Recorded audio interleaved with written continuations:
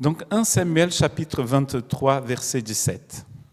« N'aie pas peur, car mon père Saül ne parviendra pas à t'attraper. Tu régneras sur Israël et moi je serai ton bras droit. Mon père Saül le sait bien. » Pour ceux qui n'étaient pas là depuis le début de l'année, nous parlons des héros de la Bible et nous avons déjà vu quelques-uns. Nous allons encore en voir la semaine prochaine et pendant tous les dimanches jusqu'au mois d'avril à peu près. Et donc les enfants aussi, ils sont dans certaines classes, ils sont en train de voir des héros de la Bible aussi, j'espère. Ils vont le voir en tout cas. Et ce matin, nous allons parler de Jonathan. Jonathan, en hébreu, veut dire « celui que Dieu a donné ». Vous qui avez des enfants qui s'appellent Jonathan, « celui que Dieu a donné ».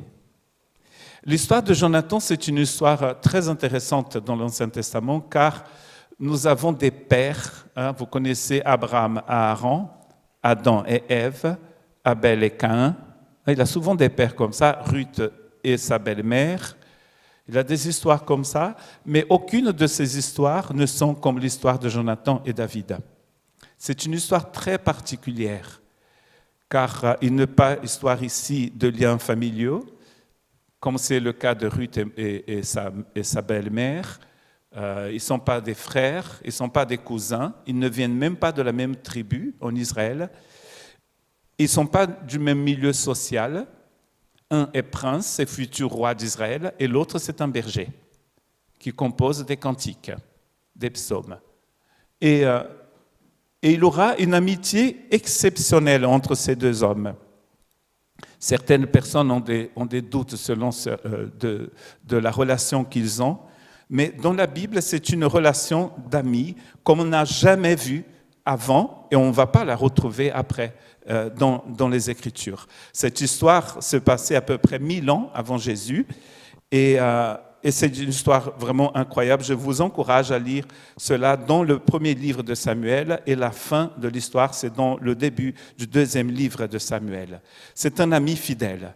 Et on apprend énormément de choses sur l'amitié dans cette histoire de Jonathan, et on apprend aussi énormément de choses sur Dieu. Parce que le but de ces histoires, justement, c'est de nous montrer qui Dieu est et comment il agit vis-à-vis de ses enfants. Et la première chose que je voudrais avoir avec vous, c'est que l'amitié dans la Bible, les amis, ces deux amis, leur amitié, elle est en relation avec la communion qu'ils ont avec Dieu. Vous regardez, si vous pouvez trouver dans votre Bible 1 Samuel 20, 42, Jonathan va dire ceci, et Jonathan dit à David, « Va en paix, maintenant que nous avons juré l'un et l'autre au nom de l'Éternel, en disant que l'Éternel soit à jamais entre moi et toi, entre ma postérité et ta postérité. » On voit bien que c'est une alliance qui est faite en Dieu, entre Jonathan et David. Jonathan va rencontrer David le jour où David tue le Goliath, le géant philistin. David vient de couper la tête de ce géant, et il arrive devant le roi, et Saül va voir David, et là, dans son cœur, il a envie d'être ami de cet homme. Rien ne les unit, rien. Car, comme je dis tout à l'heure, Jonathan, c'est un prince, et David est surgi de nulle part. Mais vous savez, si vous connaissez le texte d'un Samuel, David a déjà été oint roi par Samuel dans son petit village de Bethléem, comme par hasard. David vient de Bethléem. Jonathan, c'est un prince. Quand Jonathan voit cet homme, il a envie d'être ami de ce berger.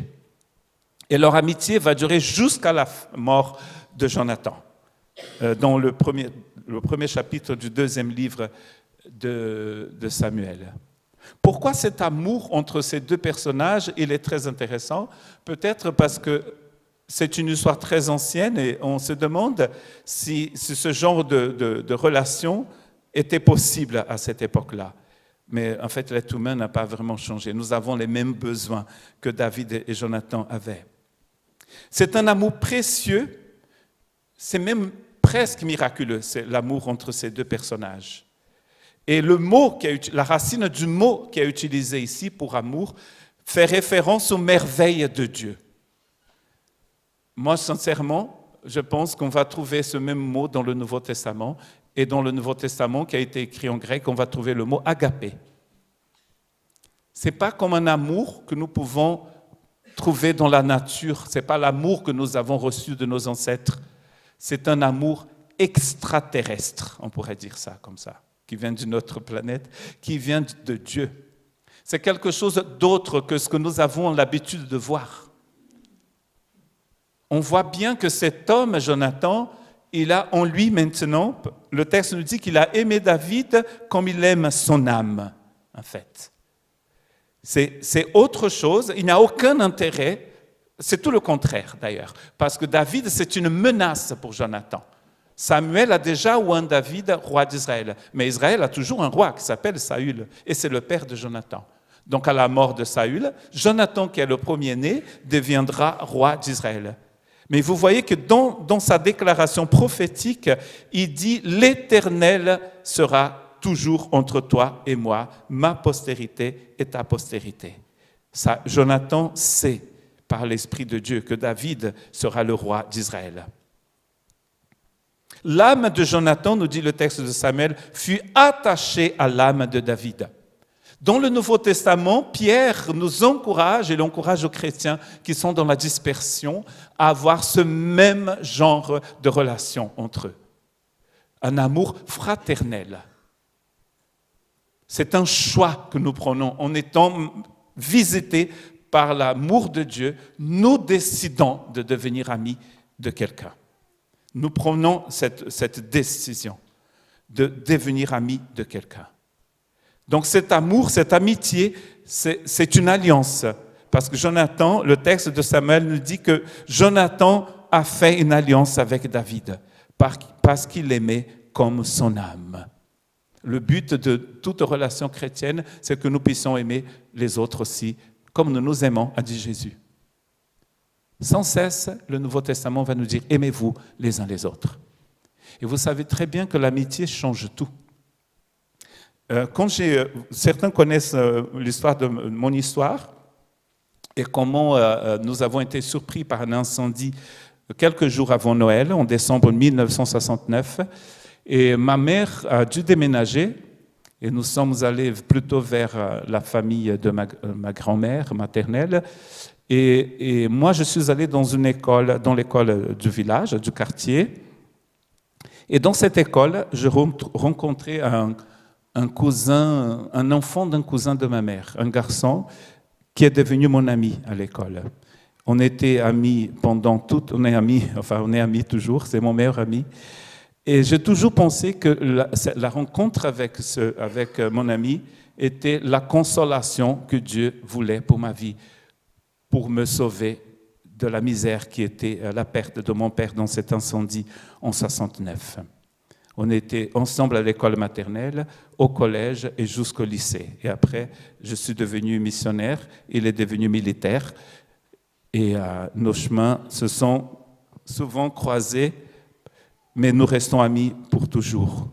Une alliance entre cet homme et ce berger, un prince et un berger.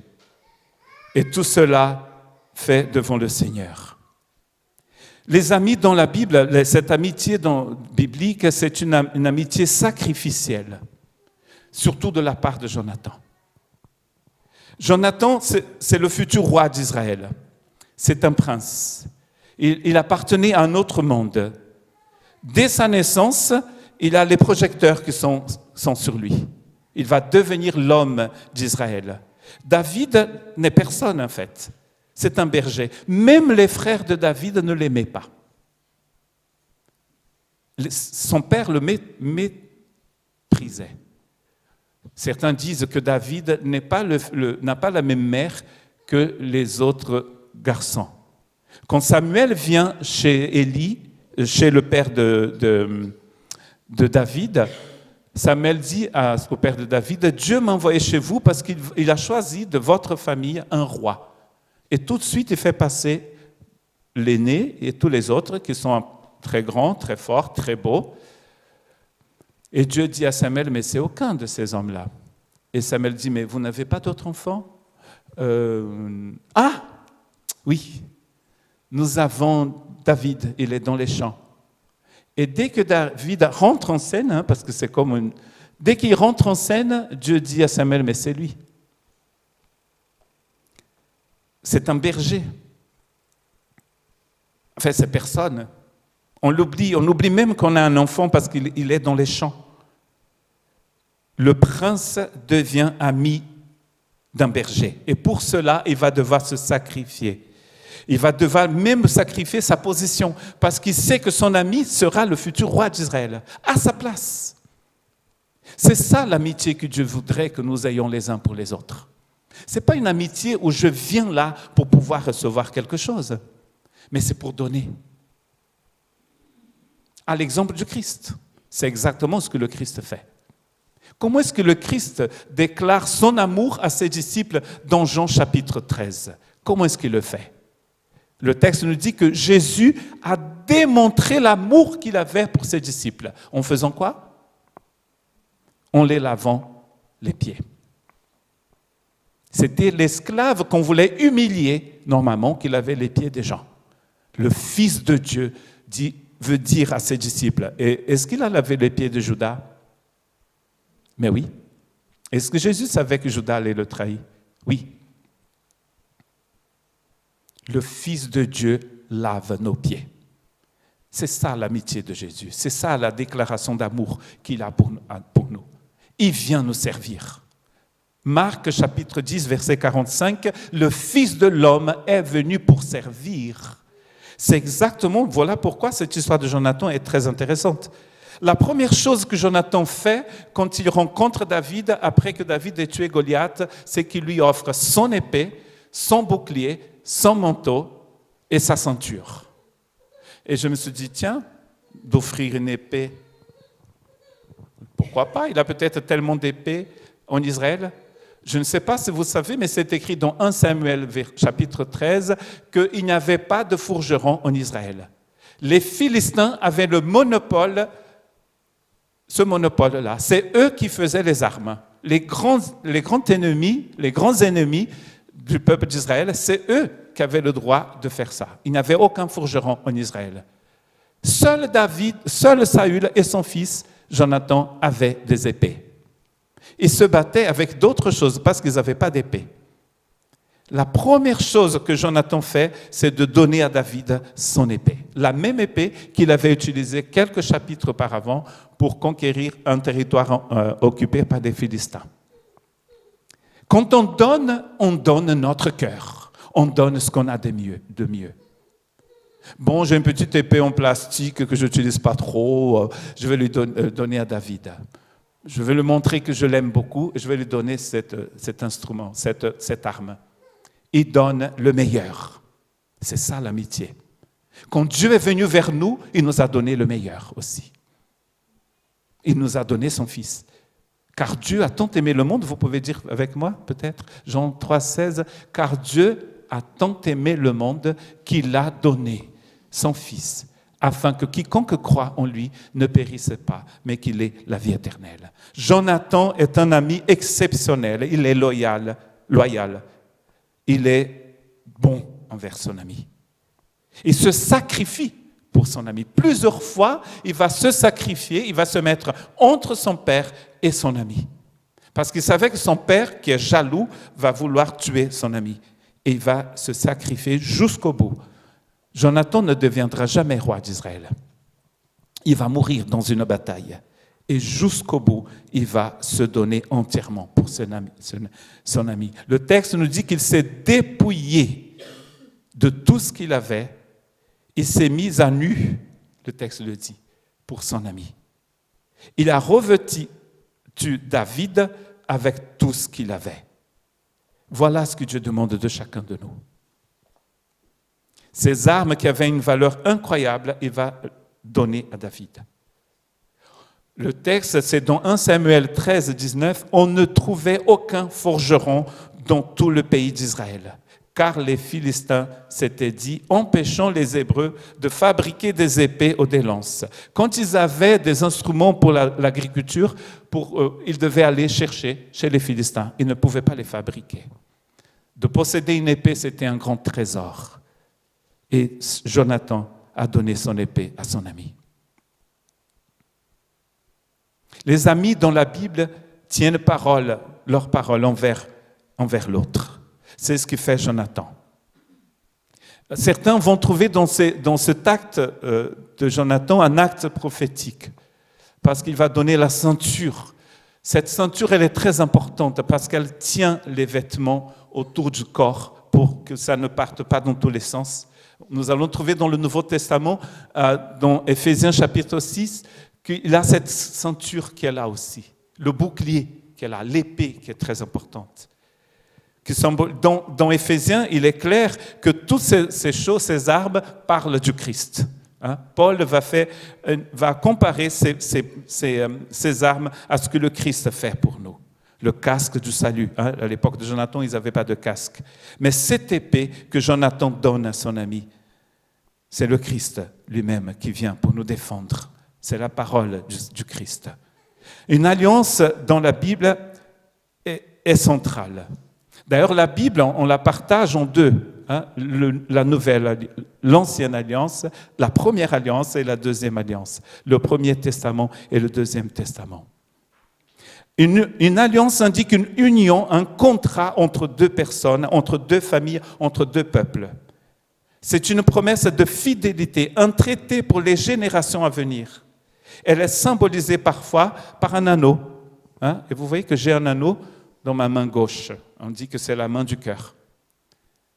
Toute ma vie, je porterai cette alliance qui démontre que j'ai un contrat avec ma femme. Jonathan a un contrat avec cet homme, avec David. Et il va tout faire pour tenir parole, pour protéger son ami. Imaginons que dans le corps du Christ, nous soyons tous des amis comme ça. Le frère, la sœur, on dit souvent, mon frère, ma sœur, que la paix soit avec vous, ma sœur, mes frères. Mais imaginons que dans la vie de tous les jours, nous puissions avoir les mêmes sentiments qu'il y avait entre Jonathan et David. Vous imaginez la différence que ça peut faire? Que ça fait déjà dans cette communauté. On le ressent, on le sait, n'est-ce pas?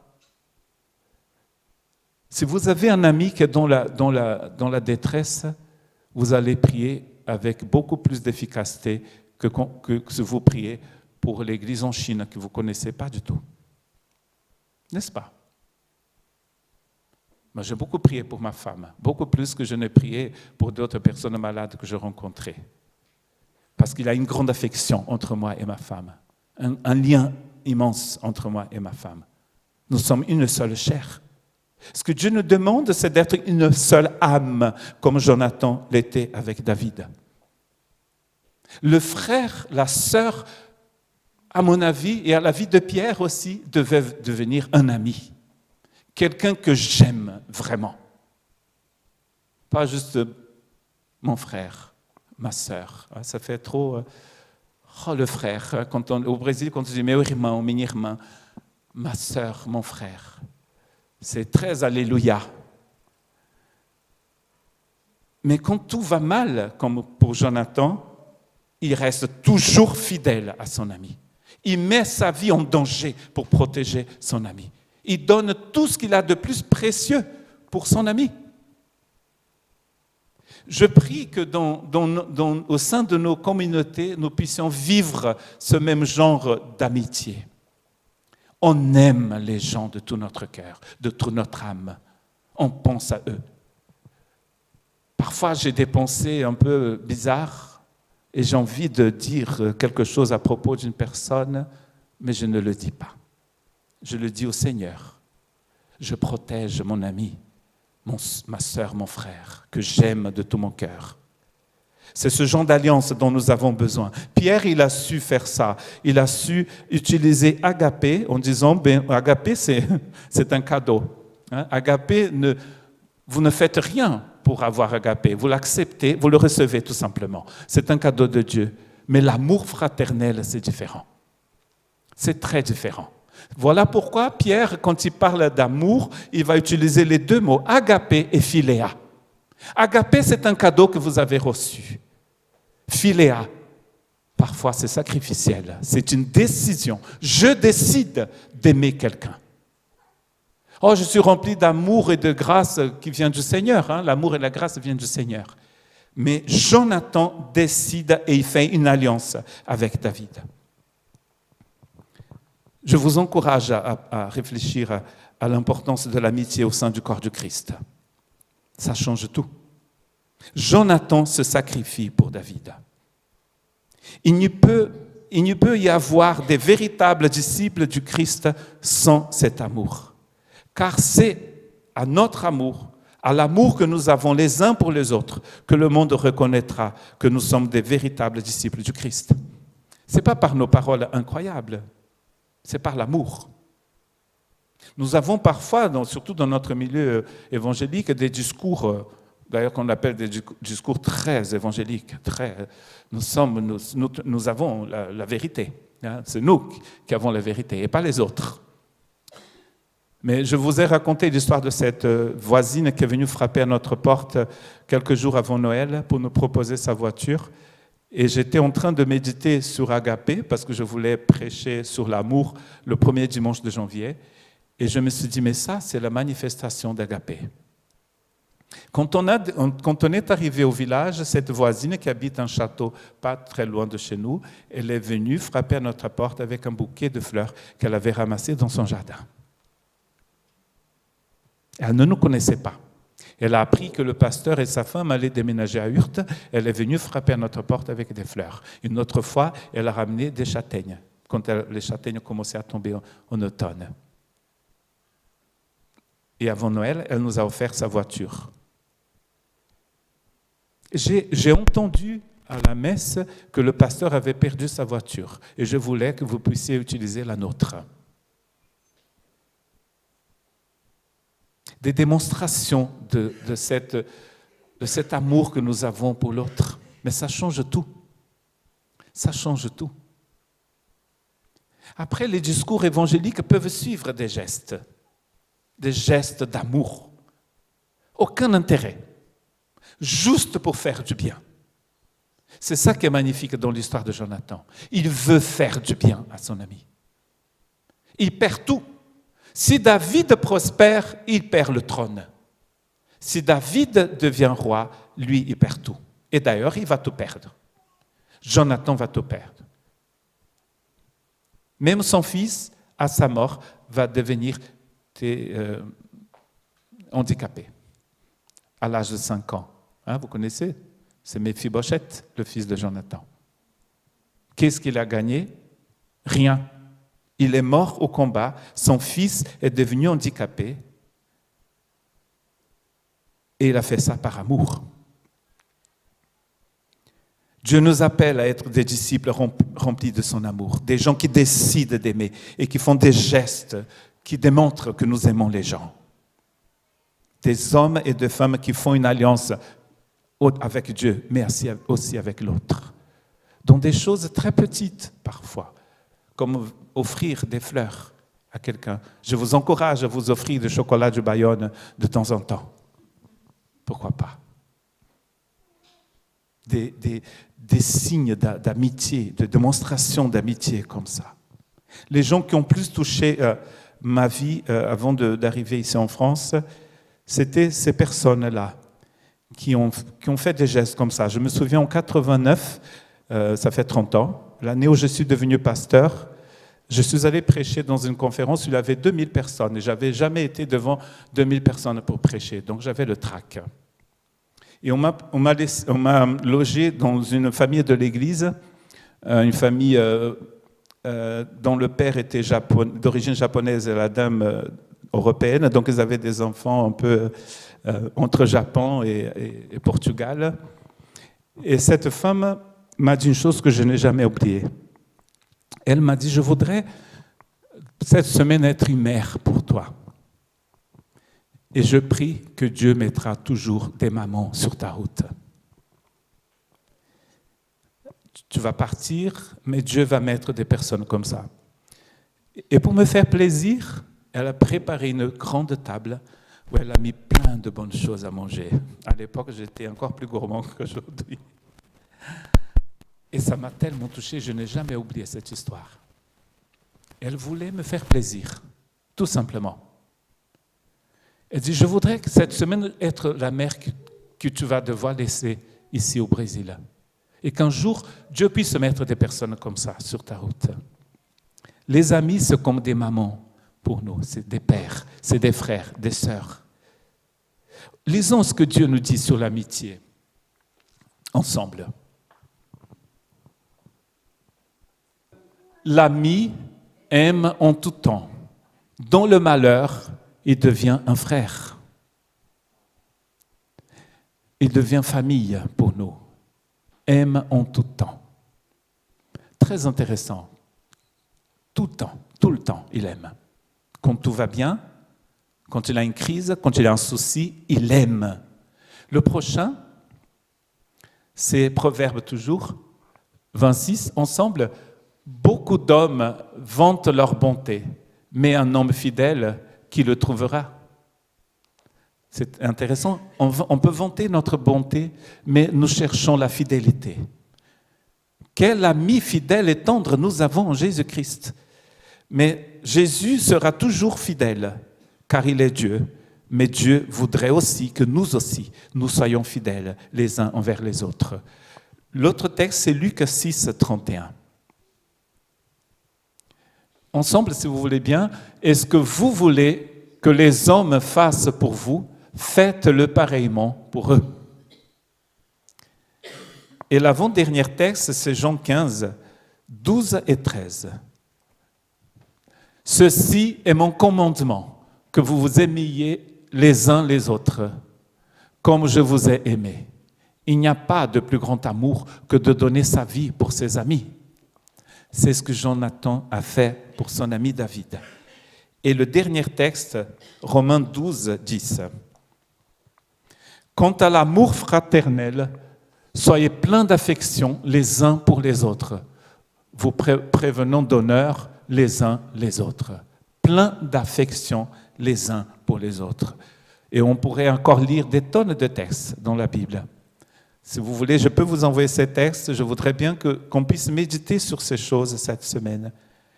Paul dit aux Colossiens, soyez bons les uns envers les autres.